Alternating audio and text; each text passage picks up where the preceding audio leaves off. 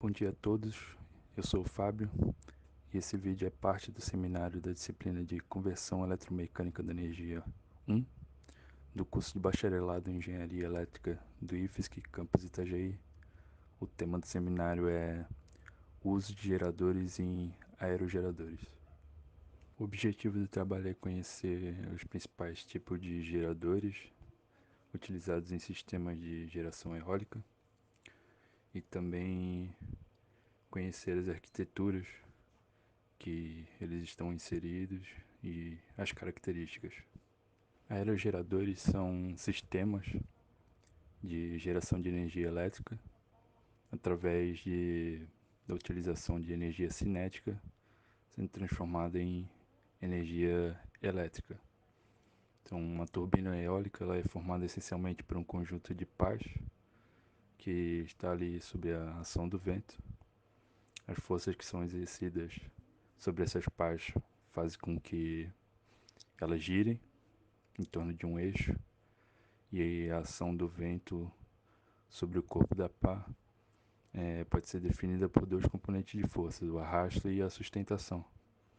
A força de arrasto é o componente na direção do vento, da velocidade relativa, né, do vento, enquanto a força de sustentação é o componente perpendicular. Lembrando que é uma forma de geração de energia limpa, né?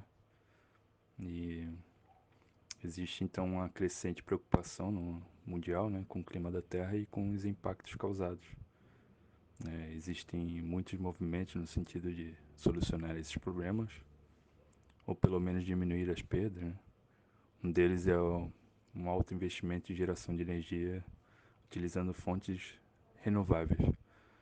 No Brasil isso tem ocorrido na área de geração de energia e posso destacar aqui a energia através de turbinas eólicas, né? Segundo o Balanço Energético Nacional de base de 2020, a participação na matriz elétrica chegou a 8,6%, né? Ele cresceu 15,5% em relação ao ano anterior.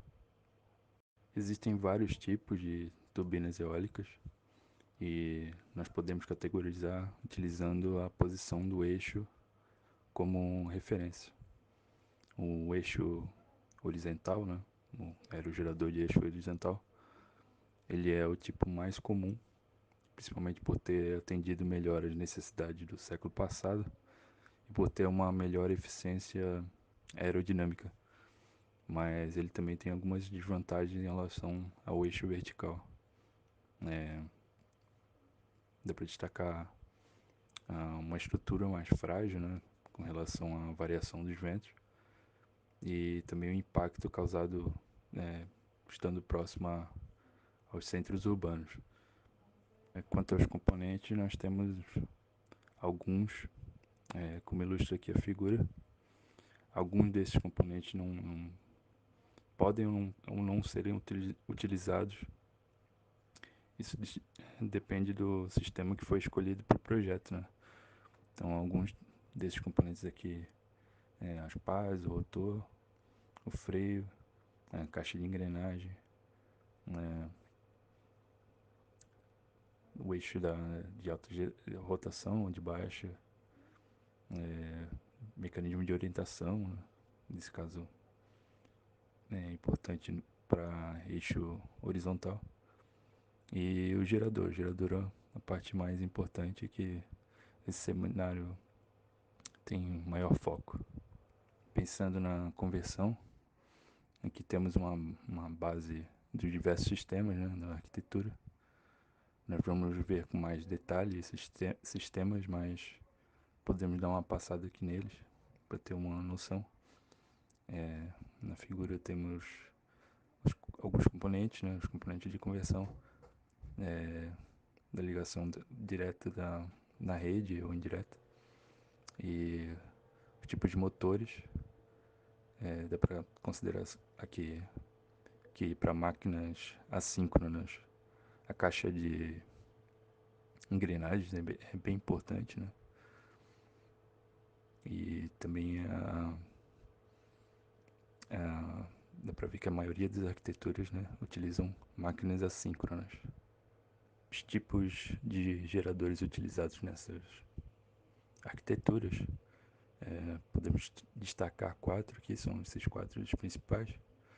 E são dois geradores assíncronos, né? O gerador de indução com rotor gaiola de esquilo, né? Isso tem a ver com a fabricação dele, né? E gerador de indução com rotor bobinado, né? Que o rotor é semelhante ao estator, né? Ele utiliza fios de cobre. Também dois tipos de geradores síncronos, né? Gerador síncrono com ímã permanente e gerador síncrono com rotor bobinado. Então vamos ver cada um desses, né? Os principais. Lembrando que tem uma ligação entre o tipo de motor e a arquitetura que ele é utilizado, né? Então, o primeiro aqui é gerador de indução de gaiola de esquilo. Então, ele é um gerador assíncrono, como a gente acabou de ver. E com relação à fabricação, né? Acabei de destacar, ele tem um rotor em gaiola.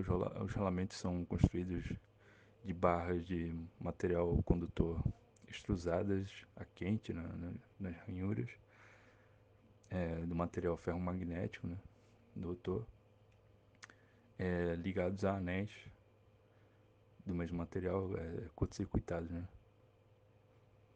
Ele é utilizado bastante na arquitetura de velocidade fixa e em um ou dois valores. Ele é o primeiro que surgiu, né, desses, viabilizou a tecnologia nos anos 80. O estator dele, nessa arquitetura, é ligado diretamente na, pela rede, né? A rotação pode variar ali somente entre 1 e 2%, isso é uma desvantagem, de certa forma. Né? Então, por isso é praticamente fixa essa velocidade, né? Como já descreve o nome da arquitetura. Tem versões com duas velocidades, né? E o sistema de controle de potência é stall, que é um sistema passivo que ele reage à velocidade do vento, né? As pás, nesse método, as pás são fixas e não podem ser giradas em torno do eixo. Então, desse modo, o ângulo do passo é praticamente constante e escolhido de uma maneira que as velocidades de vento maiores, né, que é nominal, né, no fluxo em torno da pá se descolhe da superfície, né, gerando esse stall. Então, o fluxo de ar se afasta da superfície da pá, surgindo umas regiões de turbulência, né, entre o fluxo e a superfície. Aqui podemos ver em detalhe aqui essa arquitetura, né, no desenho. Caixa de engrenagem ali, né, ele usa o soft starter aqui nesse caso. E ligação praticamente direta ali, né, com a rede. O segundo tipo aqui para destacar é o gerador de indução com um rotor bobinado, né? Então ele também é um gerador assíncrono,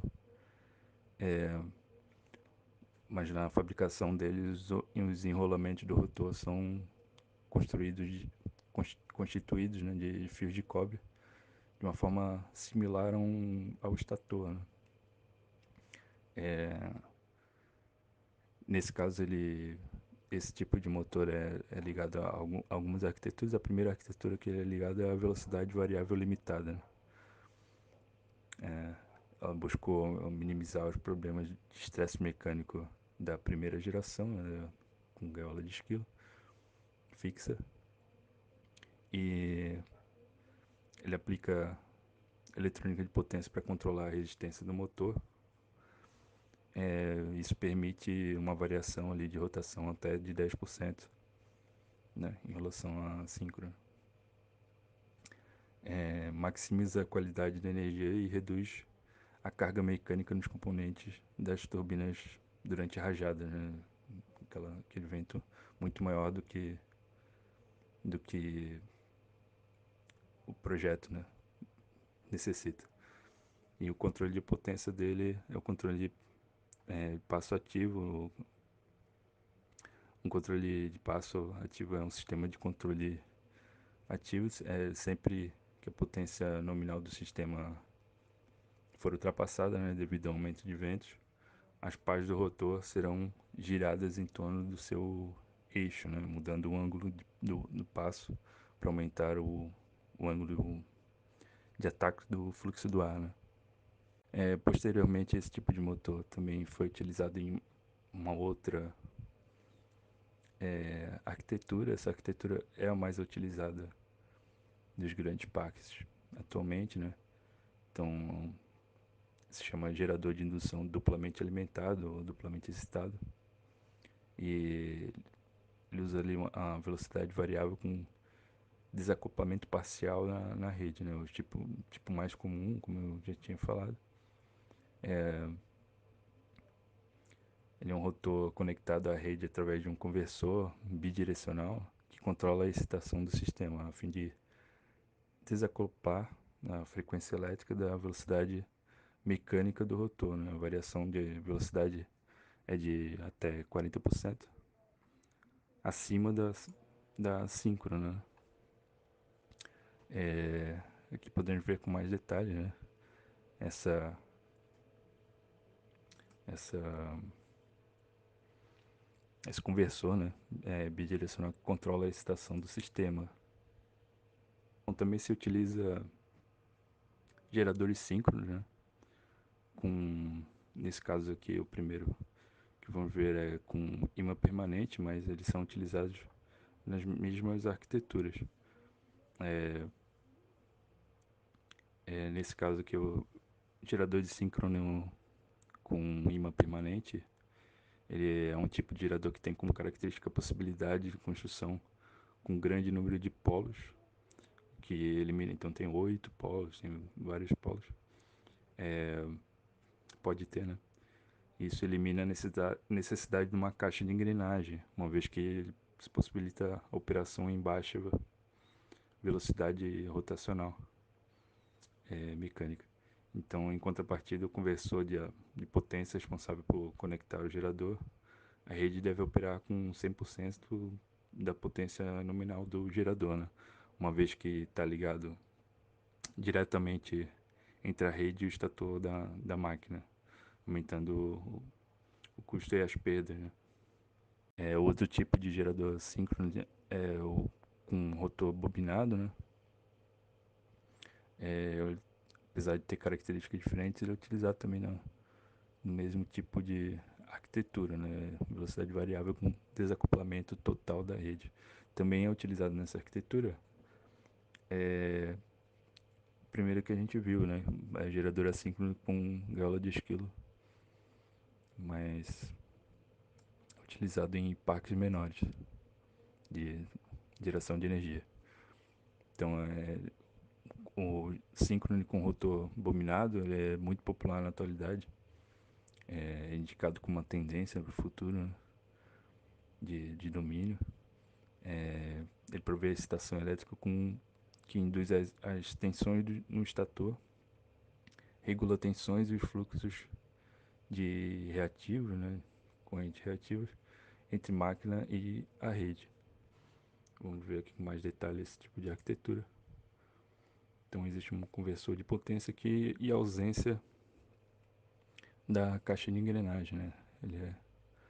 O rotor é acoplado diretamente, podendo ser, né, esses dois tipos de gerador síncrono, né? Geradores síncronos.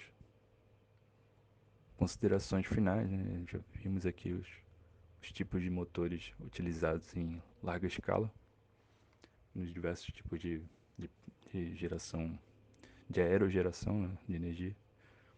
E atualmente a tecnologia mais comum nas turbinas eólicas de alta potência instalada é o gerador de indução de dupla alimentação, né, que a gente viu ali, que ele tem um conversor.